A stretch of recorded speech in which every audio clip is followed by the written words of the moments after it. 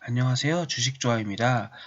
제가 블로그를 통해서 제 블로그를 시청하시는 분들에게 이웃을 맺고 계시는 분들에게 주식 투자를 공부하면서 제가 가졌던 의문사항이기도 하고, 주식 투자를 처음 시작하시면서 아마 한 번쯤은 가져보실 수도 있는 그런 생각해 볼 거리에 대해서 제가 블로그에 한 가지 숙제라는 제목으로 내드린 적이 있습니다. 이와 관련해서 제가 이 글을 올린 지 한 일주일 정도가 돼가는 것 같은데요. 아마 많은 이웃분들이 제 블로그를 방문하시는 이웃분들 중에서 일부 분들은 댓글을 달아주시기도 했고, 아마 이 정도 시간이 지나서 한 일주일 정도 시간이 지났으니까 아마 생각해 보시려고 하셨던 분들은 이제 많이 다 생각을 해보셨을 거라고 생각해서 이제 답변에 대해서 한번 말씀을 드리고자 합니다. 아마 대부분의 분들은 제 블로그를 통해서 유튜브를 구독을 하시고 있기 때문에 아마 이 부분에 대해서 대략적으로 다 알고 계시겠지만, 혹시라도 유튜브를 통해서만 제 채널을 알고 계시고 블로그를 모르시는 분들을 위해서 한번 제가 내드렸던 숙제에 대해서 한번 간략하게 설명을 드리도록 하겠습니다. 이렇게 제 블로그에서 초등학교 숙제 1번이라고 제가 이제 글을 썼던데요. 그 문제 숙제 1번이라고 제가 해서 이제 드렸는데 대략적인 내용 같습니다. 제가 개인적으로 존경하는 이제 개미 두 분이 있습니다. 두 분 다 이제 제가 알고 있기로는 50대 이상이신 걸로 알고 있고요.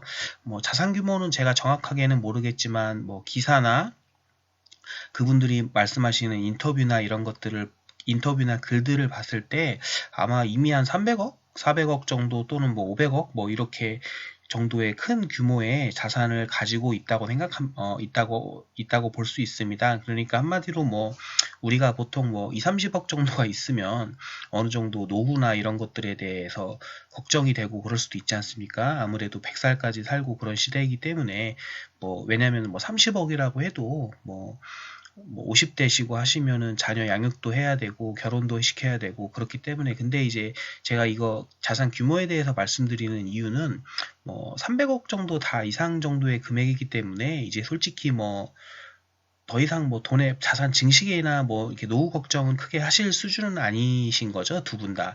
그리고 이제 두 분 다 나이 연배가 있으시고 이제 자녀들도 어느 정도 장성하셨고 그런 상황인 걸로 알고 있습니다. 그리고 두 분 다 이제 모두 주식 투자를 왕성하게 하고 계시고요. 근데 이 슈퍼개미 두 분의 이제 두 분 다 이제 장기 투자, 가치 투자의 관점으로 슈퍼개미가 되신 분이고요. 다 이제 거의 비슷한데 재밌는 것은 부동산 투자에 대한 관점이 다릅니다. 예를 들어서 첫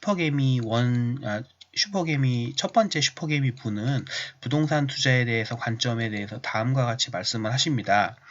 나이도 있고 하니까 부동산 투자를 좀 알아봤었는데, 이런 강남이나 이런 데 빌딩을 좀 알아봤는데 이제 안정적인 투자처라는 것은 알겠는데 주식 투자를 했을 때 수익률과 비교해서 이제 좀 빌딩 같은 것들이 떨어지기 때문에 이제 사지 못하시겠다고 이렇게 말씀을 하시고, 실제로서 그래서 이제 대부분의 재산을 주식 투자에 하고 계시거든요.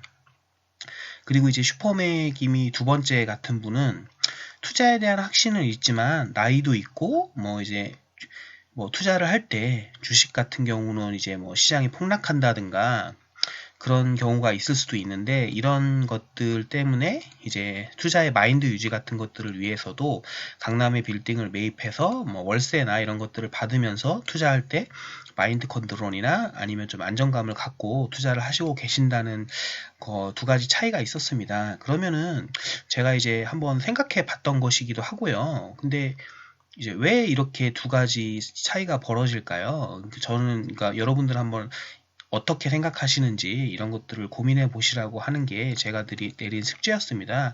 그러니까 솔직히 말씀드려서 이게 예를 들어서 제가 생각할 때 재산이 100억 미만이라고 한다면, 40억, 50 정도의 미만이라고 한다면 어떻게 보면은 노후에 대한 불안감 때문이라고 할 수도 있겠죠. 왜냐하면 이제 뭐 안정적인 투자 같은 것들도 이제 뭐 30억, 50억이라고 해도 뭐 부동산 집 같은 거 서울에 좋은 집 같은 거 사고 계시면 20억 정도는 하지 않습니까? 20억 정도 하는데 그럼 뭐 이제 10억, 20억밖에 없는 거죠. 현금성 자산은. 뭐 이런 경우면은 좀 모르겠는데 그래도 뭐 다들 뭐 재산이 한 2, 300억 이상 되시는데 그럼에도 불구하고 노후를 걱정하시고 이제 빌딩 같은 거를 매입을 하시게 되고 또 이제 한 분은 안 해도 그렇게 투자에 대해서 빌딩 같은 것들 투자를 뭐 안 하시고 이런 것들의 차이가 뭘까라는 것들이 조금 그런 생각해 볼 포인트라고 제가 말씀을 드린 거거든요. 그래서 이제 댓글을 두 분이 달아주셨는데 이제 이클립스 이웃분 같은 경우에는 이제 50대 넘어가면 웬만하면 안정적인 시장에 가고 싶은 게 사람 심리가 아닐까요? 시간이 별로 없으니까 뭐 이렇게 나중에 이분도 이제 투자를 하시다 보면 이제 부동산 쪽에 투자를 하시려고 이렇게 하시고 생각을 가시고 있다고 말씀을 하시고요. 탁기림님 같은 경우도 여러 가지 뭐 이야기를 해주셨는데요. 뭐 비슷한 것 같습니다. 뭐 이렇게 리먼버러스 사태나 여러 가지 금융위기 또는 또 그런 어떤 현금이 필요한 상황에서 주식은 만약에 시장이 안 좋은 상황에서 현금이 필요할 경우에 이제 수익화를 할 수가 없죠. 근데 부동산 같은 경우는 월세 같은 것들을 통해서 유동성에 대해서 어느 정도 충당을 할 수 있기 때문에 그런 것들을 말씀을 하셨고 이제 초년생일 때는 주식의 비중을 높이고 이제 후반부로 갈수록 안전자산 같은 것들에 투자를 하고 이렇게 하는 것이 더 좋은 포트폴리오 아니냐. 저는 개인적으로 저도 이렇게 뭐 생각을 하고요. 뭐 다 맞는 말씀을 하신 거라고 생각합니다. 그래서 이제 제가 생각하는 답을 한번 말씀을 드려보겠습니다. 이제 슈퍼게임이 1번은 첫 번째 분은 재산이 뭐 두 분 다 300억 이상 있고요. 근데 이제 구성은 슈퍼게임이 첫 번분은 대부분 주식을 하셨고 슈퍼게임이 2번은 주식 부동산 반반 정도를 투자를 하고 계신 걸로 알고 있습니다.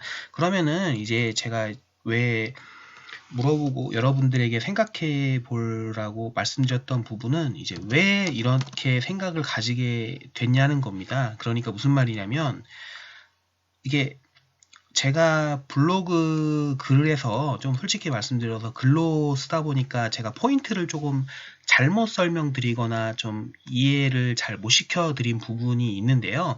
뭐 제가 말씀드렸던 부분은 이제 이런 겁니다. 왜 슈퍼게임이 첫 번째 분은 그러니까 300억 이상이라고 하게 되면은 어떻게 보면은 둘 다 이제 노후 걱정 없고 이러실 수라고 생각될 만한 이제 금액인데 뭐 30억, 50억도 아니고 이런데 이 부분은 이분은 왜 다 주식에 하시고 이 부분은 왜 많은데도 불구하고 이제 부동산에 투자를 하실까? 그러니까 뭐 이런 거죠. 뭐 저 같은 경우는 약간 이런 스타일이거든요. 뭐 슈퍼게임이 첫 번째 분과 같은 스타일에 제 성향이 맞는다고 하고 그러니까 뭐라고 할까요? 그러니까 좀 그렇습니다. 저는 약간 부동산이 주식보다 안정적이지 않다는 것 자체에 동의를 하지 않습니다.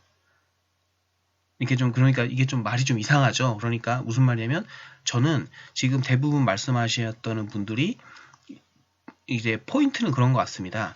어쨌든 부동산이 주식보다 안정적이다. 그러니까 부동산이 주식보다 안정적이다. 대신 잘만 하면 주식이 수익률은 높다. 그러니까 지금 대부분의 포인트가 수익률은 주식, 부동산이 있으면 이게 주식이 좋고 부동산은 뭐 상대적으로 낮고 안정성은 뭐라고 할까요? 주식이 불안정하고 부동산은 안정적이다라고 하는 거죠. 근데 이제 제가 솔직히 말씀드리는 포인트는 솔직히 요거였거든요. 제가 좀 이렇게 설명을 솔직히 글로 하다 보니까 설명을 좀 잘 못 드린 부분이 있습니다. 제 포인트를 좀 설명을 잘 못 드린 부분이 있고요. 이제 그 부분은 조금 죄송하게 생각을 하는데, 근데 이제 제가 말씀드리는 것은 뭐 이렇게 생각을 하는 거죠. 그러니까 이 슈퍼게임이 첫 번째 분이 물론 이제 답변을 하실 때 수익률 때문에 부동산을 택하지 못하고 뭐라고 할까요? 주식을 택했다고 하셨지만 결론적으로 그 밑바탕에는 결국에는 이분은 주식이 그래도 안정적이라고 안정적이라고 생각하는 그런 생각이 깔려 있다고 생각하시는 거거든요. 제가 볼 때는. 그리고 이제 이 슈퍼게임이 두 번째 분은 어쨌든 부동산에 투자를 이렇게 한다는 거는 주식이라는 것이 일정 부분은 불안정하다라는 것을 이렇게 어떻게 보면은 내포하고 있다고 생각을 하거든요. 물론 이건 제 생각입니다. 이건 제 생각이고요. 실제로 이분들이 그렇게 생각을 하시는지는 모르죠. 이제 그렇기 때문에 이 부분은 물론 그렇게 말씀은 안 하셨고 수익률 관련적인 관점에서 이야기를 하셨지만 결국에는 이런 선택을 하셨던 거는 전 이런 게 결국에는 크게 작용을 했다고 생각하시거든요. 주식이란 선택을 하신 거에 있어서 이런 주식이 그래도 어느 정도 안정적이다는 관점인 거고 이분보다는 슈퍼게임이 1번보다는 이분 같은 경우는 주식이 그래도 불안정성이 더 크기 때문에 부동산을 해야 이렇게 나눈 거거든요. 그럼 이제 왜 이런 두 분의 성향이 발생했느냐라는 것이 제 질문이었습니다. 그럼 이게 왜 그럴까요? 물론 이게 제가 말씀드리는 게 답은 아니고요. 그냥 여러분도 제가 생각하는 제 관점을 한번 보시고 그냥 한번 뭐라고 할까요? 생각을 해보셨으면 좋겠습니다. 제가 말하는 것이 답이 아니니까요. 물론 이제 아무도 답은 모르시죠. 본인들도 어떻게 보면 이 두 분 본인들도 잘 모르실 수도 있고요. 근데 간단하게 말씀드리면 왜냐고 하는 것에 이제 슈퍼게임이 1번 분은 제가 보기엔 제가 두 분 다 투자하시는 종목들을 예전부터 이제 저는 슈퍼게임이 분들을 많이 투자 스타일을 연구하기 때문에 많이 추적 조사를 하고 지금 투자하는 종목들도 많이 이제 공부하고 그 중에서 이제 제가 괜찮다고 생각하는 부분들은 매수를 하고 있거든요. 근데 슈퍼게임이 첫 번째 분의 투자 스타일은 벤자민 그레이엄 철자가 맞는지 모르겠는데요. 이런 투자 스타일을 추구하신다고 볼 수 있습니다. 그리고 이제 이분부 같은 경우는 그냥 특별히 어떤 분은 생각을 나지 않고 성장주 투자를 하신다고 보면 됩니다. 그러니까 무슨 말이냐면 이분은 슈퍼게임 1번 분은 약간 어떤 투자를 하시냐면요. 이런 거예요. 회사에 그러니까 벤자민 그레이엄이라고 하면 다 아실 겁니다. 제가 이제 BPS 개념이나 이런 것들을 설명드렸던 것처럼 회사의 자산 가치를 이렇게 많이 보시는 거죠. 그러니까 되게 손해를 보지 않는 투자를 많이 하시는 겁니다. 그러니까 예를 들어서 이런 겁니다. 회사가 보유한 현금이나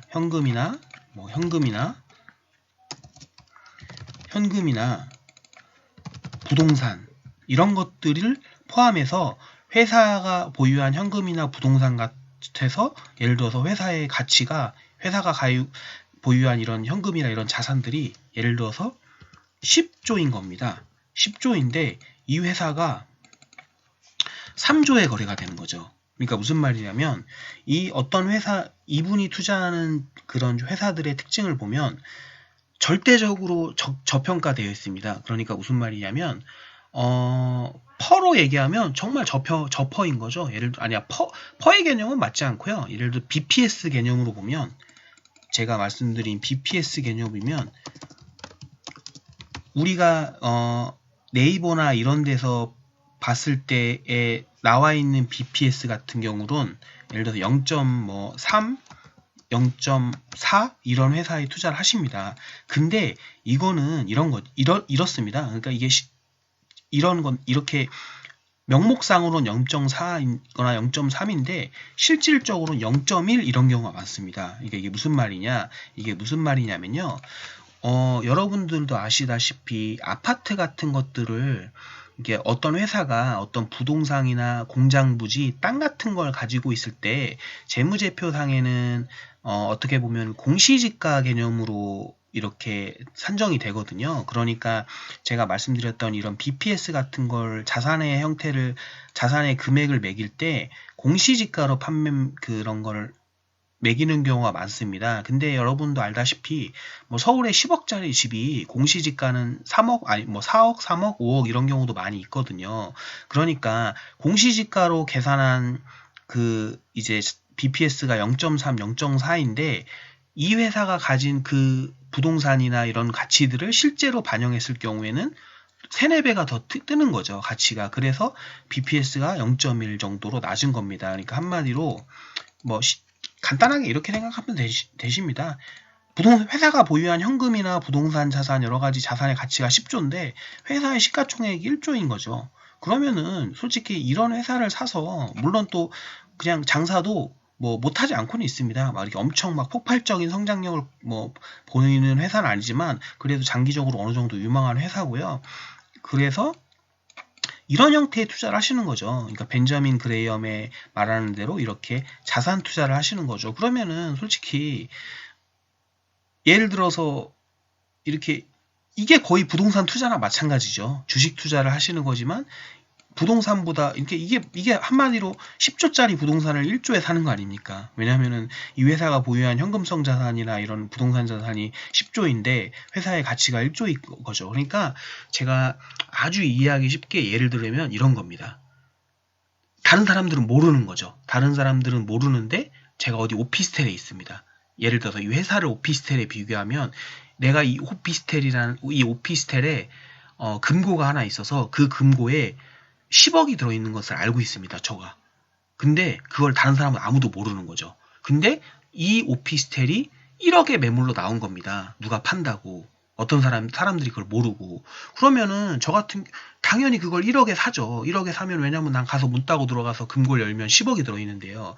약간 이런 류의 투자를 하시는 분이거든요. 그렇기 때문에 이런 분한테 있어서 그러니까 예를 들어서 이렇게 간략하게 비유를 들었지만 10조짜리 회사를 1조에 사는 이런 분한테 부동산이 과연 구미가 당길까요? 예를 들어서 뭐 강남에 있는 빌딩을 사가지고 뭐 내가 뭐 150억, 200억에 사가지고 부동산 뭐 여러분이 저도 잘 모르지만 수익률이 그렇게 높지 않습니다. 뭐 5%, 6%, 5%, 6%밖에 안 되거든요. 상가 이런 거 해도 뭐 10%면 제가 볼 땐 거의 기적인 것 같습니다. 뭐 부동산으로 월세 수입 10% 나오면 제가 볼 땐 그렇게는 안 나올 것 같고요. 그리고 뭐 매매 차익 해도 뭐 솔직히 말해서 뭐 2배면 정말 많이 오르는 거 아닙니까? 그래도 근데 뭐 그럼 내가 예를 들어서 뭐 150억, 200억에 그 부동산을 사서 그 빌딩을 사서 5년, 10년 투자해서 2배가 된다고 해도 정말 성공한 투자라고 할 수 있지 않습니까? 그러면은 어떻게 보면 이제 2배의 기대 수익을 기대하고 사는 건데 뭐 이거는 만약에 10조짜리 1조에 사면은 뭐 10배도 갈 수 있는 거지 않습니까? 자산 가치만 봐도. 근데 이제 이 회사가 이 영업이익 같은 것들도 증가하고 있기 때문에 좋게 보는 거죠. 그래서 이제 이분이 보기에는 말씀은 이제 수익률로 이제 이렇게 둘러서 이야기를 하시지만 결국적으로 이게 더 안정적인 투자인 거죠. 왜냐하면 더 할인이 예를 들어서 미래 부동산이 내가 200억의 빌딩을 사서 5년, 3년 보유하면 예를 들어서 뭐 400억이 될 것 같다. 주변 상권이 좋아가지고 그렇게 해도 2배인데 그러니까 할인율이 50% 아닙니까? 그러면 이제 반가격에 하는 건데 이건 뭐 10조짜리 1조에 사면 할인율이 할인율이 엄청나지 않습니까? 90%이지 않습니까? 이런 거죠. 그러니까 이런 투자의 특성들 때문에 이런 것들이 발생한다고 생각합니다. 그러면 이제 두 번째 슈퍼게임 이 두 분은 어떤 분이냐? 그럼 이분은 제가 보기에는 이분은 성장주 투자를 많이 하시고요. 예를 들어서 이런 겁니다. 예를 들어서 바이오. 이렇게 신생으로 바이오 임상 같은 것들을 개발해 가지고 이렇게 정말 성공할 만한 회사를 정말 오랫동안 공부하시고 지켜보고 이제 뭐 이런 임상 데이터나 이런 것들을 분석하시고 하시거든요. 그리고 또 예를 들어서 어떤 회사의 패러다임이 바뀐다던가 뭐 예를 들어서 뭐 어떤 시장에 독보적인 뭐 이런 존재가 나와가지고 패러다임을 바꿀 만한 신개혁적인 그런 회사가 나왔다. 근데 이런 경우는 대부분 다 신생기업이고 이러지 않습니까? 작은 회사고 성공하면 정말 10배, 100배가 이렇게 할 수도 있지만 좀 이제 성공을 못할 경우에는 뭐 그렇죠. 그러니까 이런 류의 투자를 좀 많이 하시거든요. 물론 이제 이런 방법으로도 성공을 많이 하셨고요. 근데 솔직히 제가 이제 이분의 이런 것들을 좀 봐왔는데 제가 기억하기에는 이분은 거의 투자를 실패하신 경험은 없습니다. 대신에 이제 투자를 실패하신 경험은 없으시지만 어떻게 보면은 뭐라고 할까요? 아무튼 좀 그렇습니다. 이제 하여간 승률이 되게 좋으세요. 거의 대부분 거의 성공을 하셨어요. 90% 이상 제가 알기로는. 근데 이분은 그래도 조금 이제 성공률이 떨어지시거든요. 근데 이제 먹을 땐 많이 이렇게 수익률은 엄청 좋으시죠. 왜냐면 이렇게 바이오나 패러다임 이런 투자를 하시니까 기본 몇십 배도 가시고 10배도 5배 이렇게도 가시니까요. 근데 반대로 이제 이렇게 뭐라고 할까요? 좀 이제 예를 들어서 바이오주 같은 경우도 아무리 연구를 많이 해도 이게 여러 가지 임상 실험이나 논문이나 관계자들 인터뷰나 이런 걸 해서 다 한다고 해도 임상이라는 것이 저도 전문가는 아니지만 그래도 실패의 가능성이 정말 많지 않습니까? 아무리 반응률이 좋고 그렇다고 하더라도 예를 들어서 삼상 같은 걸 하는 과정에서 환자가 몇 명 정도만 예를 들어서 100명을 진행하는데 제가 예를 들면 저도 정확히는 모르겠지만 90명 이렇게 좋은 90명, 80명에게 좋은 데이터가 나왔더라도 예를 들어서 이 약은 효과가 좋은데 정말 운이 안 좋아서 이 약을 투여한 사람 10명이 이 약이 아니라 다른 원인에 의해 어떤 합병증에 의해서 죽었다. 결과가 안 좋게 나왔다라고 하면은 좀 이렇게 임상 결과가 막 흔들릴 수 있고 주가가 또 거기에 따라서 이렇게 많이 흔들릴 여지가 있기 때문이거든요. 그러니까 이런 분들 이렇게 투자를 하시기 때문에 이제 성장주 투자 이게 나쁘다는 건 아니고요. 당연히 이것도 다 좋은 거죠. 워렌 버핏 같은 경우도 굳이 따지면 이런 쪽일 수도 있죠. 반반일 수도 있고 아무튼 그렇습니다. 근데 이제 이런 투자를 하시기 때문에 어떻게 보면은 정말 이제 이것도 공부를 많이 해야겠지만 이것도 이런 경우가 어떻게 보면 더 많이 공부를 해야 되거든요. 왜냐면은 이거는 어떻게 보면은 이렇게 계산을 하고 나면 끝인 거죠. 이렇게 회사의 실제 가치가 얼마 10조인지 계산하고 이렇게 했으면 그냥 이미 끝난 거 아닙니까? 이렇게 어차피 영업이 이런 것도 중요하지만 그걸 따기보다는 이런 할인율을 감안해서 사는 거니까 이제 계산 끝난 거죠. 그 이후로는 그냥 사서 기다리면 되는 거죠. 근데 이런 거는 계속 회사를 추적 관리해야 되고 임상들 결과값이 어떻게 나오는지 또는 어떤 패러다임이 바뀌는 회사 같은 경우는 이런 거죠. 예를 들어서 간단하게 설명하면 배달의 민족, 요기요 이런 것들이 우리 이런 패러다임을 바꿨지 않습니까? 그럼 이분은 이렇게 하시는 거예요. 배달의 민족이나 요기요 이런 회사에 투자를 하시는 거죠. 근데 아니면 예를 들어서 쿠팡이요. 요새 최근에 쿠팡이 정말 엄청난 돈을 쏟아부어서 유통기에 혁명을 일으키지 있지 않고 있습니까? 근데 이제 쿠팡 같은 경우도 여러분 아시다시피 어떻습니까? 이제 지금 자금난에 많이 허덕이지고 있죠. 근데 저도 쿠팡을 이용해 봤지만 정말 좋은 회사이고 편하게 만들고 정말 그런 회사라고 생각합니다. 근데 이제 쿠팡의 미래가 이제 쿠팡을 쓰시는 분들도 그래요. 이게 이 안 망했으면 좋겠다. 너무 편하고 좋은데. 근데 이제 일본에서 손정이가 많은 작업을 투입해 주는데도 불구하고 아직까지 큰 적자를 면하고 있기 때문에 성공하면 정말 진짜 한국에서의 아마존과 같은 엄청난 회사가 나올 수도 있겠지만 실패하면 노키아 되는 거죠. 그렇기 때문에 이런 투자를 하고 있기 때문에 제가 볼 때는 어쩔 수 없이 이런 부동산 같은 것들에게 이런 식으로 이렇게 패지를 해서 투자를 한다고 생각합니다.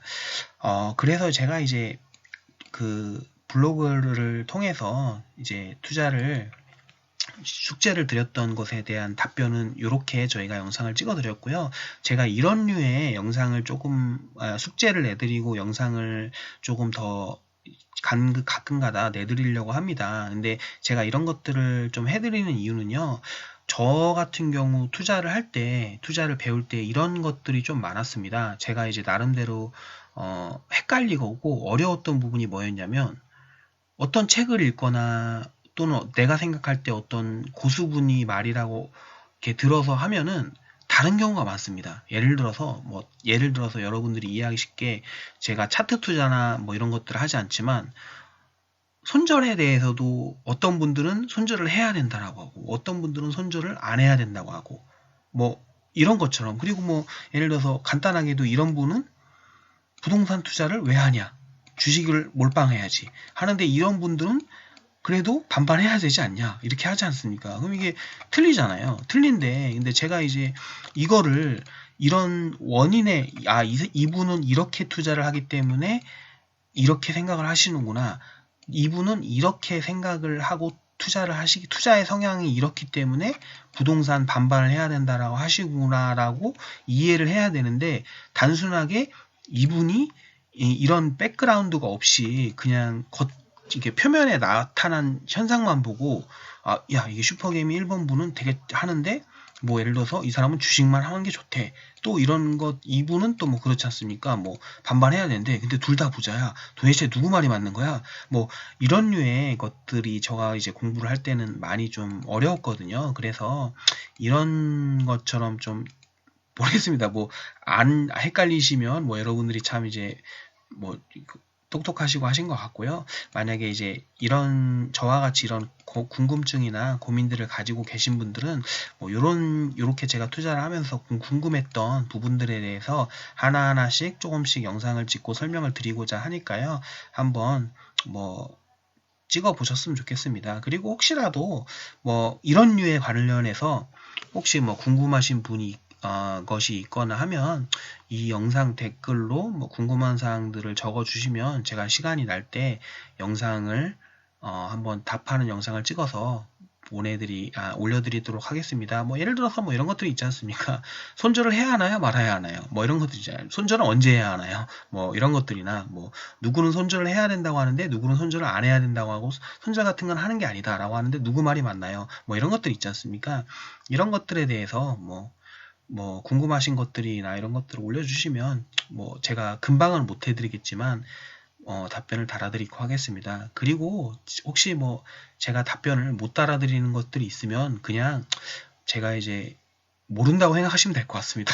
뭐 한 달 정도 지나도 답변을 안 하면 제가 그거에 대해서 몰라서 답변을 못한다고 생각을 하시면 될 것 같습니다. 아무튼 조금 도움이 되셨으면 좋겠고요. 이렇게 이번 영상을 마치고 다음 영상에서 찾아뵙도록 하겠습니다. 예, 감사합니다.